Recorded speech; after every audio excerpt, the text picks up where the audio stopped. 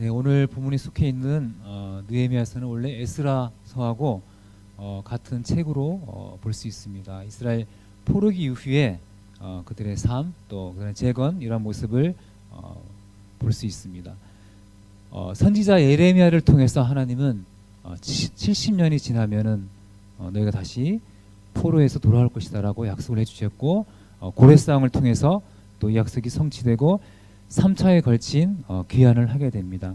1차 귀환 때는 스룹바벨을 보내주셔서 스룹바벨을 통해서 성전을 건축하게 되고, 또 2차 때는 에스라가 그러니까 1차와 2차의 기간이 80년 정도라고 합니다.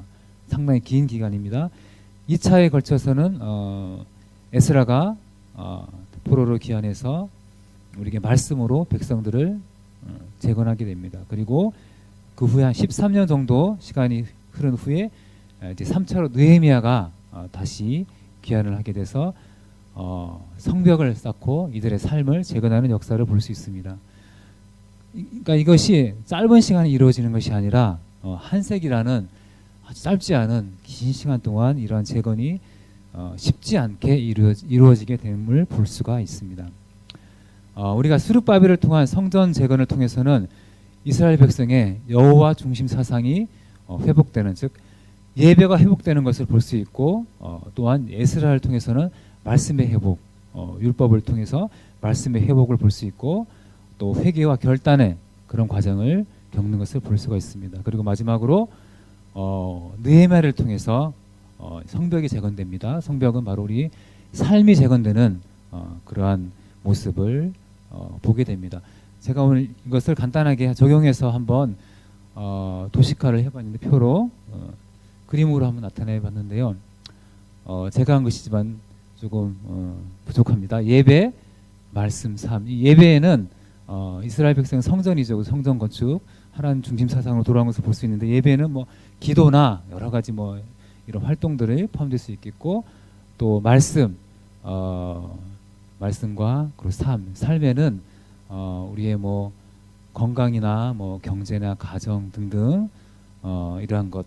그래서 이것이 이게 균형 있게 온전한 균형 있는 신앙을 회복하는 그림으로 한번 나타내 봤습니다. 여러분은 이것을 보시면서 혹시 내가 어떤 곳에 좀 부족하고 또 어떤 결핍되어 있나 한번 생각해 보시고, 저도 좀 결핍된 부분이 있긴 하지만은 그래서 이스라엘 백성이 세 가지 하나님 중심 사상으로 예배가 회복되고 말씀이 회복되고 또 이들의 삶이 회복되는 한 세기에 거쳐 완성된 것이 아니라 이제 회복의 시작을 보게 된다는 것입니다.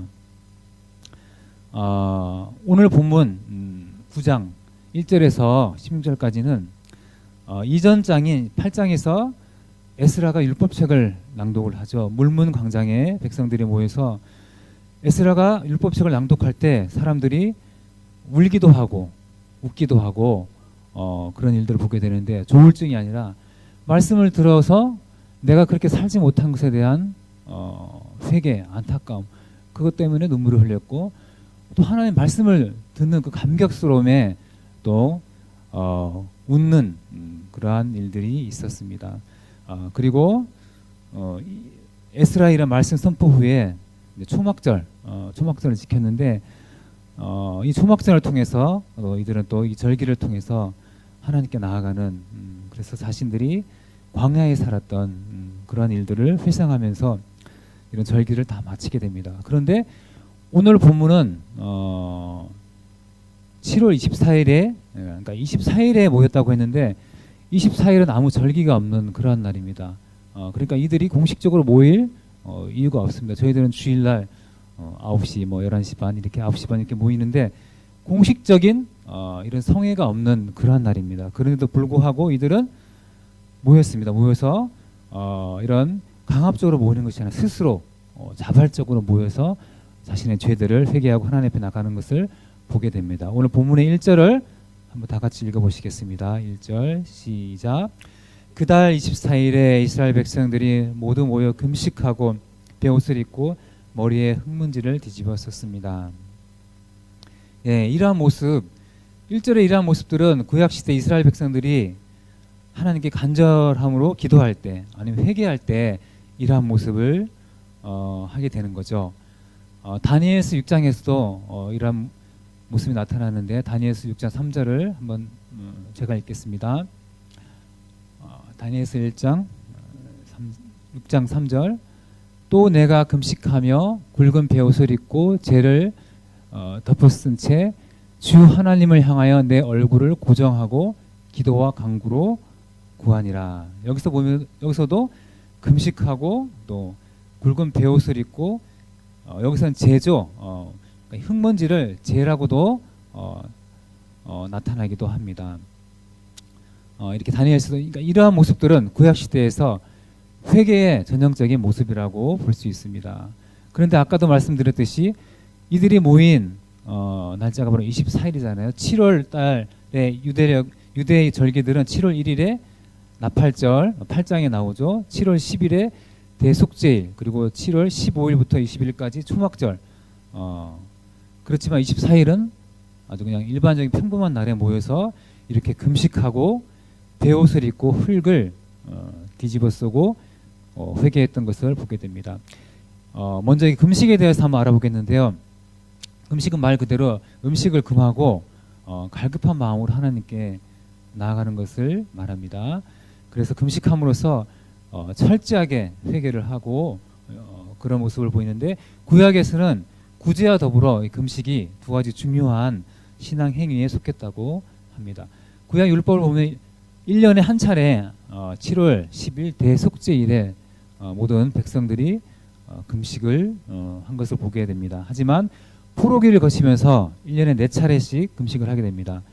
4월, 5월, 7월, 그리고 10월, 10월 포로기를 거치면서 나라를 잃은 그러한 탄식과 그런 아픔으로 금식이 이제 공식적인 금식이 4번으로 늘어나게 되는 거죠. 구약에 이 금식에 대한 이런 말씀들이 많이 나오는데 대표적으로 이사야 58장 6절에 나타납니다. 제가 읽겠습니다. 내가 받고 싶은 금식은 이런 것들이니 아니냐.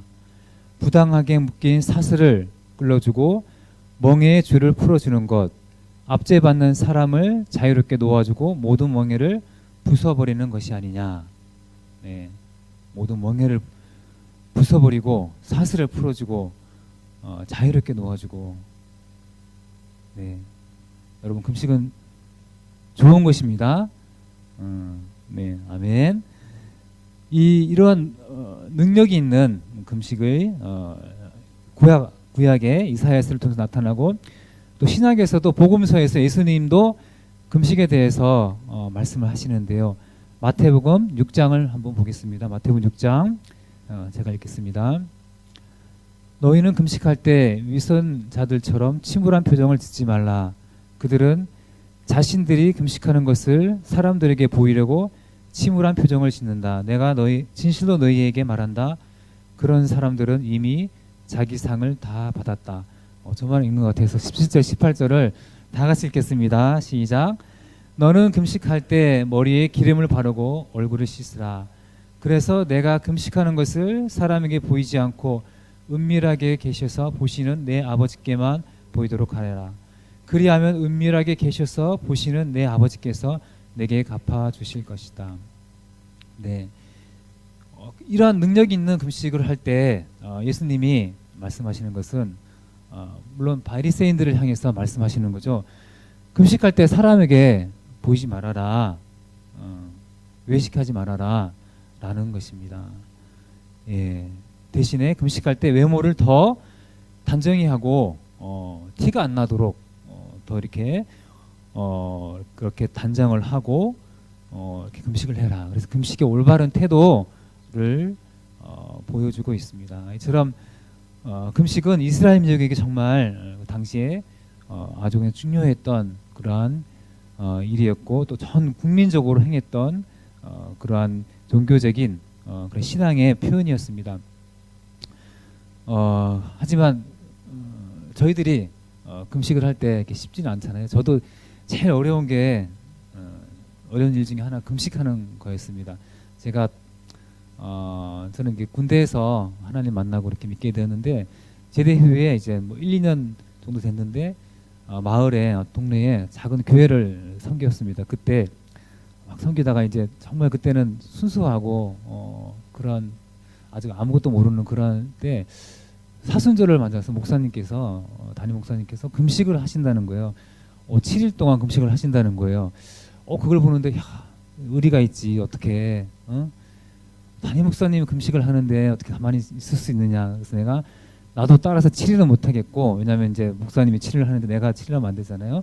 그래서 제가 그래서 저는 이제 6일을 하겠다 이렇게 20대 초반에 선포를 하고 이제 금식에 들어갔는데 정말 죽을 뻔했어요. 그때 물론 말씀도 많이 보고 그러한 일들이 있었는데 이제 그 이후에 이제 금식이 힘들구나라는 걸 알게 되었는데 좀 줄이게 됐어요. 금식할 때 이제 뭐 3일 뭐 어쩔 때는 하루 이렇게 줄이겠는데 어쨌든 저희들이 금식하는 거는 어떤 분들은 좀 이렇게 조금 쉬운 분들도 있을 것 같은데 결코 쉽지 않은 그런 일 같습니다. 그렇지만 성경에서는 금식이 자주 등장하는데 오늘날 저희들이 금식에 대한 그런 강조점이 전부 떨어지고 있고 또 이렇게 좀 싫어하거나 우리 괴롭거나 하는 이런 일들은 우리가 좀 이렇게 좀 안 하고 또 없어지지 않나 없어지고 있지 않나 하는 그런 생각이 들기도 합니다. 네, 다음으로 이제 이들이 입은 옷이 베옷인데 이 베옷은 성경에는 두 종류의 베옷을 볼 수 있습니다. 첫 번째는 세마포로 만든 옷인데 이것은 커다란 직사각형 모양인데 아마천을 말하기도 하고 또 옷이나 이불, 덮개 이런 걸로 사용했고요. 두 번째 베옷은 염소나 낙타털로 만들어진 것인데 이것은 이제 올이 거칠고 색상이 어두운 그런 굵은 배. 그러니까 여기서 말하는 회개할 때 말하는 이 배는 이게 굵은 배를 말한다고 합니다. 네, 이렇게 생기기도 하고요. 이제 저거를 입고 이렇게 회개를 했다고 합니다. 그래서 이 배는 굵은 배는 참회하거나 심히 애통하는 자들이 죄를 머리에 뒤집었을 때 또 심판을 선포하는 선지자들 또 포로들 이런 경우에 착용을 하였다고 합니다. 네. 그 다음 나온 단어가 흙먼지죠. 오늘 제목과 같은데 흙먼지를 뒤집어 쓰고 이 흙먼지를 이 구절의 개역 개정에서는 티끌을 무릅쓰고 로 나와 있고 킹제임스는 흙을 뒤집어 쓰고 오늘 우리말 성경에서는 흙먼지를 뒤집어 썼다라고 표현되어 있습니다. 흙은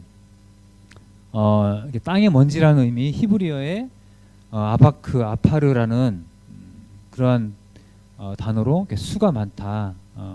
또 아주 그냥 아주 규모가 작다, 가난하다, 굴욕적이다. 또 슬픔의 표시로서 머리에 쓰는 티끌, 또 통회함을 나타나기 위해서 이렇게 사용되었다고 합니다. 또 먼지는 찢기와 가루가 된 것이 곧 우리가 다 아는 거죠. 공기 중에 흩날리거나 물건 위에 쌓이는 티끌로 비유적으로는 또 이제 하찮고 미미한 것, 아주 하찮은 것 이런 걸 표현할 때 이 단어를 썼고요. 그 당시 팔레스타인 지역에서는 또 고온 건조한 기후로 먼지가 많기 때문에 이제 밖에서 외출했다가 집으로 들어오면 먼지가 항상 묻고 그래서 손과 발을 씻는 것이 이런 관례였다고 합니다. 따라서 이 흙먼지를 뒤집어 썼다라는 것은 좀 일상적이지 않잖아요, 그죠? 그렇지만 이런 일상적이지 않은 행위를 통해서 내 마음이 괴롭다, 정말 슬프다, 또 나는 보잘것없는 존재다라는 것을 하나님을 나타내기 위해서 이런 행동을 했다는 것입니다. 그러한 채로 또 하나님께 나아갔다는 것입니다. 근데 여러분 만약에 지금 이 시대에 하나님께 나아갈 때 회개할 때 우리가 저런 아까 그런 베옷을 입고 짐승의 그런 가죽 그런 베옷을 입고 막 흙먼지를 막 뒤집어 쓰고 이렇게 하면 조금 생소하기도 하고 어울리지 않잖아요, 그죠? 저희들이 봄이면 황사 때문에 정말 뭐 고생도 하고 마스크를 항상 쓰고 다니는데 그만큼 이 정도로 이 사람들이 생소한 이러한 복장을 하고 이런 행위를 하는 것은 내 심정이 괴롭다. 하나님 나를 봐주십시오. 애통하는 그런 마음으로 하나님께 나갔다는 것입니다. 이러한 애통하는 심정을 마태복음 5장에서 예수님께서 말씀하고 있죠. 다 같이 마태복음 5장 한번 읽어보시겠습니다. 마태복음 5장 제가 읽겠습니다. 애통하는 자는 복이 있나니 그들이 위로를 받을 것이기 때문이요. 우리가 애통하며 그 죄를 뉘우칠 때 예수님께서는 그것이 축복이 된다라고 말씀하고 있습니다. 여러분 과거에 이스라엘 백성들은 이러한 모습을 하고 하나님께 애통하며 나갔는데 아까 말씀드렸듯이 저희가 지금 현재는 이렇게 하나님께 나갈 수는 없잖아요. 그죠? 그럼 우리가 어떠한 모습으로 하나님께 또 애통하며 나가야겠습니까? 로마서 8장 26절을 한번 다 같이 읽어보시겠습니다. 로마서 8장 26절 시작. 성령께서도 우리의 연약함을 도와주십니다. 우리는 마땅히 무엇을 기도해야 할지 알지 못하지만 오직 성령께서 친히 말로 할 수 없는 탄식으로 우리를 위해 간구하십니다. 아멘. 이 말씀처럼 성령께서 우리 안에 있는 성령께서 우리가 하나님께 나아갈 때 우리가 회개로 나아갈 때 통회하고 또 우리가 기도할 때 도와주신다는 것입니다. 솔직히 우리가 회개를 어떻게 해야 되느냐 할 때 뭐 많은 사람들이 다른 의견을 낼 수도 있고 뭐 어떤 사람은 뭐 가짜 회개다 뭐 진짜 회개다 막 그러한 뭐 논란도 있잖아요. 그렇지만 성령님께서 우리 안에서 통해하신다는 것입니다. 우리의 기도를 도와주신다는 것입니다. 또 우리를 위해서 간구하신다는 것입니다. 아까 제가 그 조그만 교회에 있었던 걸 말씀드렸는데 어떻게 보면 제 신앙의 초기이기도 하고 그 당시가 많이 생각이 나기도 해요. 저는 지금 온누리교회라는 게 여기는 숫자가 적지만은 큰 교회 다니고 있지만은 그 교회 다닐 때 또 제가 새벽기도를 몇 년간 계속 나갔었는데 이제 어느 날 새벽기도 시간에 갑자기 제 속에서 이해할 수 없는 그런 소리가 나오는 거예요. 막 그 통곡 소리와 같은 그 교회는 이렇게 숫자가 얼마 안 돼가지고 뭐 2사람, 3사람 그렇게밖에 안 되는데 갑자기 막 통곡이 막 오열하는 게 막 나오는 거예요. 근데 이거는 분명히 저는 성격이 조금 이렇게 내성적이고 그래서 이렇게 잘 못하거든요. 막 소리 내가지고 갑자기 나오는 거예요. 그럼 눈물이 막 나오고 이게 뭐야 근데 멈출 수가 없는 거예요. 그래서 이게 뭐냐 어쨌든 뭐 멈출 수는 없잖아요. 그래서 이 시간이 한 2주간 계속되는 거예요. 그래서 새벽 예배 시간이 끝나면은 밑에를 보면은 막 휴지가 막 이만큼 쌓여 있고 약간 창피하기도 하고 그랬던 시간이 있었는데 분명히 이건 제가 제 의지로 했던 그러한 이런 뭐 통곡, 부르짖음 이런 게 아니었거든요. 그런 일이 있고 나서 몇 주 후에 또 어떤 집사님이 여자 집사님이 제 뒤에서 똑같은 현상이 일어나는 거예요. 그래서 그때 제가 좀 위로를 받았어요. 내가 이상한 게 아니었구나. 예, 이처럼 우리 속에 계신 성령님이 먼저 우리보다 더 안타까워한다는 거예요. 우리가 만약에 회개를 해야 되는데 회개를 못하거나 안 하거나 아니면은 하나님께 나가지 못할 때 먼저 성령님 답답해하시고 먼저 안타까워하시고 우리가 기회가 될 때 그런 기회를 통해서 이렇게 성령님이 우리를 통해서 나온다는 거죠. 이런 뭐 통회나 기도나 부르짖음이나 그래서 오늘 말씀처럼 로마서 8장 26절 말씀처럼 성령이 말할 수 없는 탄식으로 친히 우리를 위해서 간구한다 라는 것입니다. 우리가 막 죄를 뒤집어 쓰거나 막 저런 배옷을 입거나 막 그렇게 과거에 구약시대 이스라엘 백성처럼 그렇게 하는 것이 아니라 지금 우리는 성령을 의지해서 내가 어떻게 회개 기도를 해야 돼요? 하나님 그렇게 물을 때 성령님 우리를 도와주시고 우리 진정한 회개로 인도해 주심을 믿습니다. 그런 축복이 또 저에게도 여러분에게도 있기를 바랍니다. 우리 2절을 다 같이 읽어보겠습니다. 시작. 그리고 스스로 모든 이방 사람들과의 관계를 끊고 제자리에 선 채로 자기들의 죄와 자기 조상들의 죄악을 고백했습니다. 예, 여기서 모든 이방 사람들의 관계를 끊는다는 것은 이방 문화, 우상 문화를 끊는다는 거죠. 그 당시 뭐 이렇게 무역도 하고 또 이방 여인과 결혼도 하고 이런 관계를 완전히 끊고 여호와 신앙 중심으로 돌아오겠다라는 그런 말씀이고요. 그리고 이분들은 그 당시 선체로 이런 말씀을 듣고 하나님을 예배했습니다. 예, 하나님을 경외한다는 그러한 표시죠.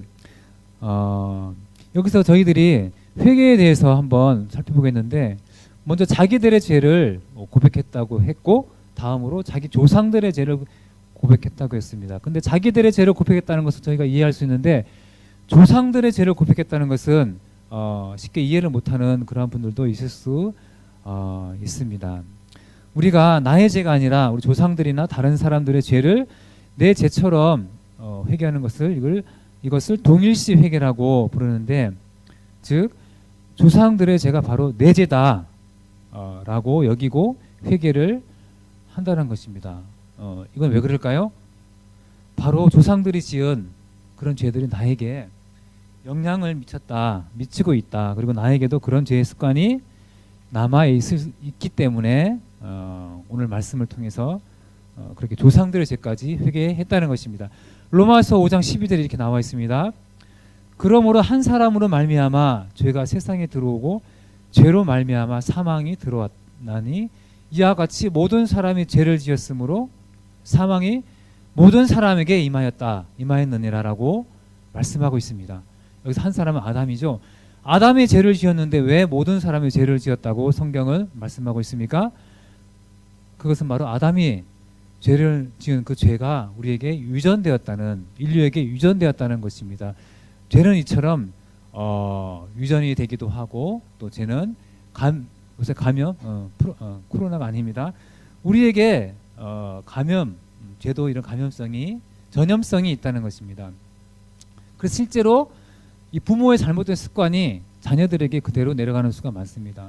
나는 내 부모처럼 살지 않을 거야라고 다짐을 하지만 세월이 흐르다 보면은 어떻게 막 부모를 닮아가잖아요, 아이들이. 그래서 막 뭐 알코올 중독자나 아니면은 뭐 폭력이 뭐 이렇게 좀 있는 부모 밑에 자란 자녀들이 또 세월이 지나 보면은 자신의 모습이 바로 그렇게 되어 있는 것을 종종 보게 되는 것입니다. 이처럼 죄는 유전될 수 있고 또 전염되고 그러한 습성을 가지고 있기 때문에 우리가 예수님의 보혈의 능력으로 이런 우리의 뭐 2대 3대 조상들의 죄를 회개를 하고 과감히 끊어내야 한다는 것입니다.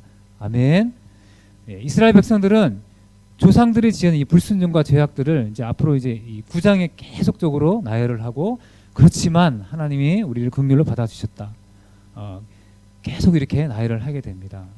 그렇다면 우리도 이스라엘 백성이 조상들의 죄를 나열했다면은 우리도 한번 이 시간 한번 우리 조상들이 지은 죄는 뭐가 있나 한번 생각을 해봤으면 좋겠습니다. 이건 제가 여기다 안 적었는데 천천히 불러드리겠습니다. 한번 맞는지 안 맞는지 들어보시기 바랍니다. 우상숭배는 불교, 또 유교, 도교, 제사, 무당, 무속신앙, 미신, 사주팔자, 궁합, 관상, 손금, 운세, 부적, 점쟁이, 점치는 거, 또 고사 지내는 거, 대제문이 같은 고사 지내는 거, 또 자연숭배, 또 이사 갈 때 뭐 손오는 날 이런 거, 미신, 또 축첩, 고부 갈등, 분쟁, 당 짓는 것, 당파 싸움, 노비 제도, 또 여러 가지 음란 등등 열거하자면 끝이 없는 것 같아요. 저희 조상들이 저희 민족이 이랬습니다. 여러분 부인할 수가 없죠. 나는 상관없어. 우리 집은 뭐 몇 대째 크리스찬 아닙니다. 더 올라가면 다 해당돼요. 다 불교고 다 유교고 다 그랬어요, 여러분. 그게 바로 우리 한민족의 역사예요. 근데 이런 것이 우리가 모르지만 우리는 모를 거예요. 내 속에 있는 거 잘 몰라요. 그렇지만 외부에서 보면은 다 스며 있습니다. 외국인들이 우리나라 와가지고 우리 지금 그 사용하고 있지만은 어려워하잖아요. 우리 문화에 이런 것들이 아주 나쁜 습관들이, 죄의 습관들이 다 묻어져 있어요. 그리고 이것은 교회 공동체에도 영향을 끼치고 들어와 있다는 것입니다. 대표적으로 저희들이 교회 안에 있는 어떤 것들이 있습니까? 기복주의 신앙, 네, 기복주의 신앙, 그리고 계급, 예, 이 직분이 계급으로 되는 거 있잖아요. 그런 것들, 또 막 사역에 있어서 이런 체면, 이런 결과주의, 성과주의, 이런 모든 것들, 또 형식주의, 이런 모든 것들이 다 스며들어 있어요. 우리가 정말 우리 교회가, 한국 교회가 이 사회에 빛이 되려면은 이런 것들 다 예수의 이름으로 다 떨쳐내야 돼요. 우리가 이제 자각을 할 때 떨쳐낼 수 있잖아요, 그죠? 나도 그렇고 저희도 그렇고 저희들뿐 아니라 이 교회까지 자각을 해야 돼요. 우리가 얼마나 이런 우리 전통적으로 내려오는 이러한 죄의 습관들이 우리에게 묻어 있나, 그것을 자각을 해야 됩니다. 그리고 이것을 떨쳐내지 않으면은 더 이상 우리 한국 교회는 아까 기도했던 것처럼 정말 이렇게 하나님의 과감히 나갈 수도 없고 빛과 소금의 역할도 감당할 수 없다는 것입니다. 이러한 습관들을 유전되어 온 습관들을 다 떨쳐버리는 은혜가 있기를 바랍니다. 우리 다 같이 3절을 한번 다 같이 읽겠습니다. 3절 시작. 그들은 또 각자의 자리에서 일어나서 낮 시간의 4분의 1은 그들의 하나님 여호와의 율법을 읽고 또 4분의 1은 죄를 고백하며 그들의 하나님 여호와께 경배했습니다. 예, 여기서 낮 시간의 4분의 1은 6시부터 9시, 오전이죠, 아침. 그리고 그 다음 4분의 1은 9시부터 12시. 둘이 합치면 6시간입니다. 6시간. 6시간 동안 장장 서가지고 말씀을 듣고 회개하고 예배를 드렸다는 것입니다. 여러분 하실 수 있겠어요? 그만큼 이스라엘 백성들의 마음이 갈급했고 심령이 갈급하고 이들이 처한 상황들이 정말 처절했다는 것입니다. 6시간 예배, 제가 그 네팔에 간 적이 있었는데 이분들은 한 2-3시간 동안 계속 예배를 드리더라고요. 막 찬양하고 말씀 선포하고, 저희는 한 번이잖아요, 말씀 선포가. 다시 찬양하고 다시 한 3분이 말씀을 선포한 것 같고, 막 그래도 너무 사람들이 막 춤추면서 뛰면서, 네팔, 오늘 비칼 목사님 어디 가셨어요? 네팔 예배가 그 네팔 예배였어요. 저도 그걸 보면서 야, 정말 뭐 새롭기도 하고 정말 좋다라는 그런 이미지를 받았는데, 제가 훈련받은, 제가 사역한 그 선교단체에서도 뭐 한 번 예배 드리면 뭐 5시부터 기도 모임 해가지고 매주 목요일마다 해서 뭐 10시 반까지 막 하기도 하고, 이제 수련회 같은 곳을 가면은 자정을 넘겨요, 자정을. 그러면은 그것도 서가지고 손 들고 막 이렇게 이스라엘 백성들이 6시간 동안 갈급한 마음으로 이런 시간들을 가졌다는 것입니다. 우리가 이처럼 갈급할 때, 아니면은 이런 긴급한 상황이나 이런 상황을 만나면, 환경을 만나면 어디서 모르는 이런 뭐 초인적이라고 해야 될까, 이런 힘이 나고 또 잠재력들이 발휘가 되는 것을 볼 수 있습니다. 예를 들어서 엄마가 그 아기가 위험에 처했을 때 막 괴력이 나오잖아요, 그죠? 안 나오십니까? 이런 어떤 상황에, 어쩔 수 없는 상황에 닥치면은 이러한 일들이 발생한다는 거예요. 이제 죄송합니다, 자꾸 제 얘기를 해가지고. 제가 이제 군 생활 중에 휴가를 나왔는데 친구하고 휴가를 나왔어요. 그래서 인천에 있는 어떤 섬, 덕적도라는 섬에 이제 놀러 갔어요. 둘이서, 남자 둘이서.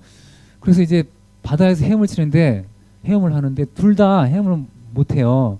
근데 이 친구가 이렇게 계속 걸어가는 거예요, 바다로. 근데 방파제가 앞으로 이렇게 나온 게 있잖아요. 근데 거기는 깊거든요. 근데 뭐 저는 이쪽에서 헤엄을 치고 있고, 이 친구가 뭐 계속 걸어가더니 어느 순간에 사람 살려라는 그 외치는 거예요. 그래서 헤엄을 못 치니까 물이 깊어지니까 이제 들어간 거죠. 물속으로. 들어갔다 나왔다 들어갔다 나왔다 하는데 제가 헤엄을 칠 수 없어가지고 마침 그 방파제에 어떤 그 아저씨가 있더라고요. 동네 아저씨 같았는데 살려달라고 제발 뭐 아저씨한테 부탁을 했는데 아저씨도 가만히 있는 거예요. 지켜보고 그러니까 아마 그 당시에 그 아저씨가 들어가서 걔를 건졌으면은 아마 둘 다 건지러 들어갔으면 둘 다 아마 이렇게 빠지지 않았을까 물속에 그런 이제 노하우가 있으니까. 그런데 이 친구가 아무도 안 건져주잖아요. 자기는 죽게 생겼고. 그런데 한참 있다 갑자기 물 위로 확 솟아오르더니 막 하고 헤엄을 치는 거예요. 여러분 좀 웃어주셔야 되는데요. 죄송합니다.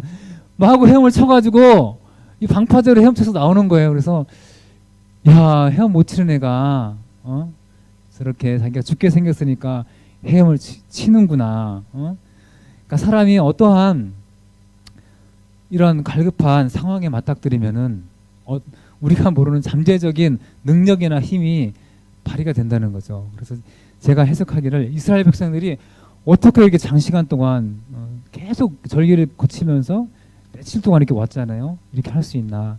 그만큼 갈급했다는 것입니다. 여러분, 우리가 우리의 신앙이, 우리의 삶이 정말 좀 지루하다, 따분하다, 감격이 없다. 저도 반성할 그럴 부분이 있지만은 그렇게 느껴지신다면은 어쩌면 우리 속에 이런 갈급함이 없지 않나. 아니면은 세상 말로 발등에 불이 떨어지지 아직 안 떨어졌다.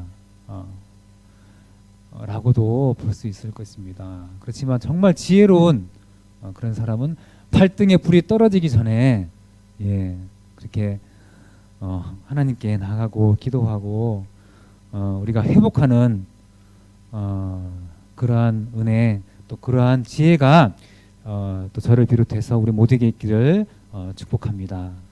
아멘.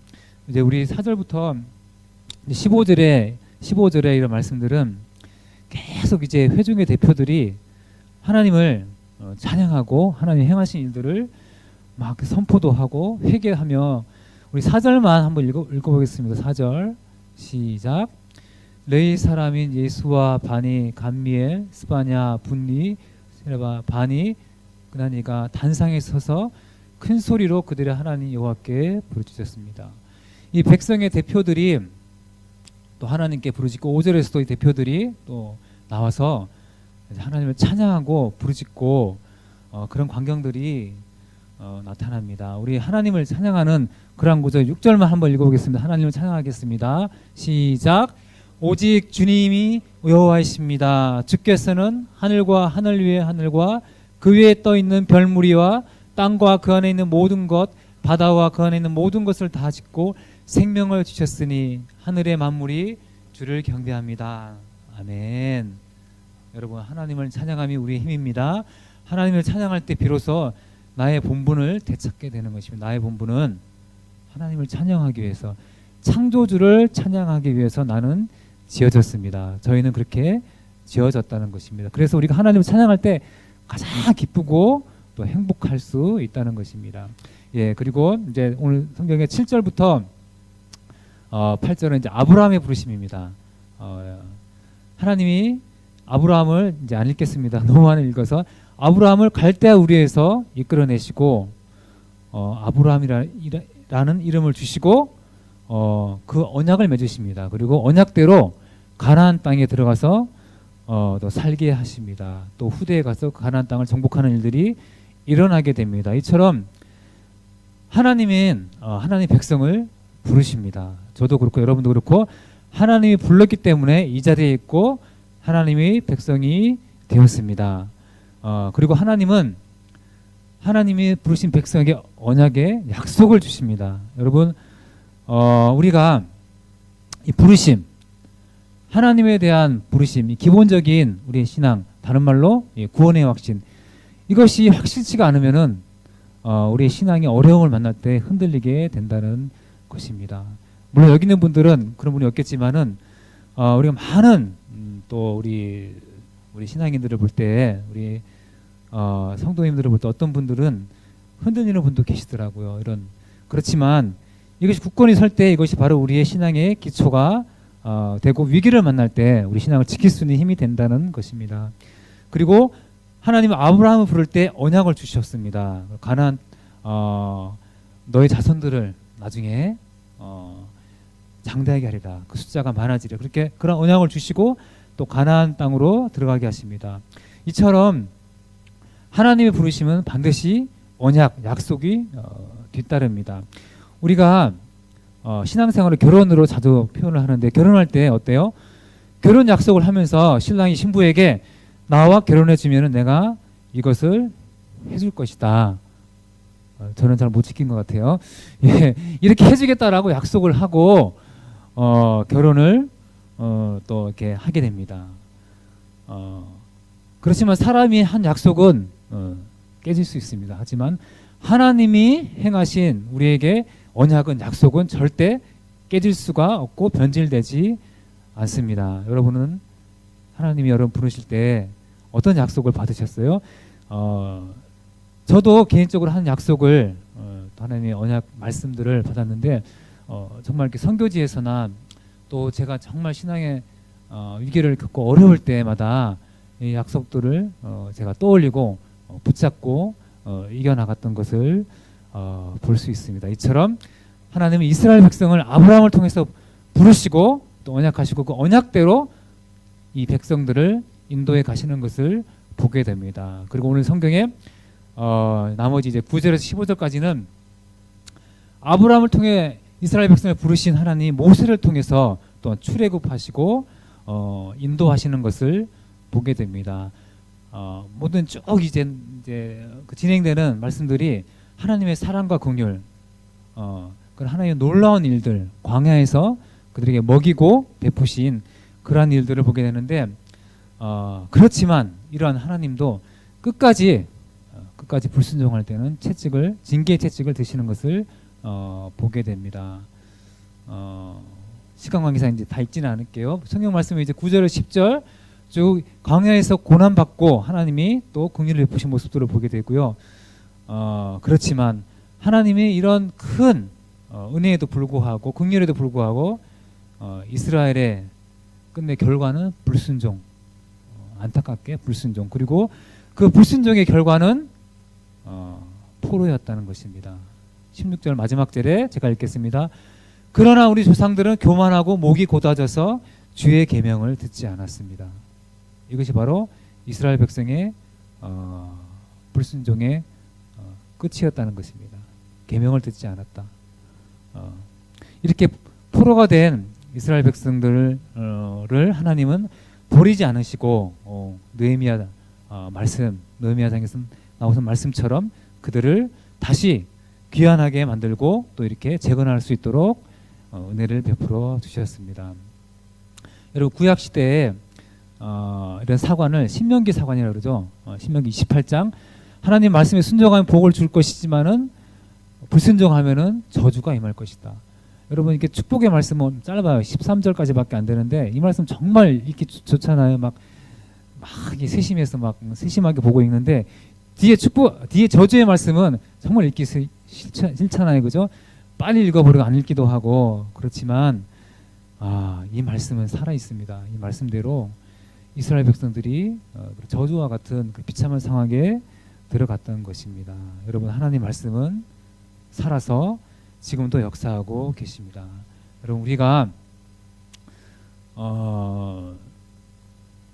우리의 삶이 정말 우리의 삶과 행동이 F학점인데 우리가 어떻게 A학점의 결과를 바랄 수 있겠습니까? 여러분 하나님 말씀이 그렇게 신명기 말씀처럼 작동이 되고 있는데 살아서 움직이고 있는데 자연의 이런 법칙도 그대로 순리대로 움직이고 있는데 어떻게 우리가 우리의 삶이 F학점과 같은 그런 상태인데 어떻게 우리가 결과를 A학점 그런 삶을 기대할 수 있겠습니까? 그 결과를. 그렇지만 하나님은 이 F학점을 받은 이스라엘에게 기회를 주십니다. 그리고 마찬가지로 우리에게도 기회를 주신다는 것입니다. 무너진 성전, 무너진 성벽은 비단 이스라엘에게만 해당되는 일은 결코 아닐 것입니다. 하나님께서 우리에게도 지금 오늘날 우리에게도 이 시간 우리에게도 그 기회를 주는데 바로 그 기회가 바로 기회의 통로가 회개라는 것입니다. 그래서 이 회개는 고통스럽고 힘들지만 우리에게 은혜가 된다는 것입니다. 하나님 우리의 연약함을 보시고 우리의 이런 행위들을 연약한 행위들을 보시고 꾸짖거나 책망하는 것이 아니라 그럼에도 불구하고 우리가 회개하지 않을 때 변화가 없을 때 그런 우리의 모습을 보고 책망하시고 회개할 수 있다는 것입니다. 이스라엘 백성은 철저한 회개 속에 하나님께 약속을 합니다. 그리고 언약을 맺습니다. 그런 일들이 10장에 나타나는데 다시는 이렇게 하나님께 약속을 하고 언약을 한다는 것은 다시는 그러한 삶을 살지 않겠다. 다시는 그러한 비참한 상태로 빠지지 않고 우리가 새로운 삶을 살아나겠다라는 것은 하나님께 약속하고 다짐하고 했다는 것입니다. 여러분 우리에게도 이러한 은혜와 축복이 있기를 축원합니다.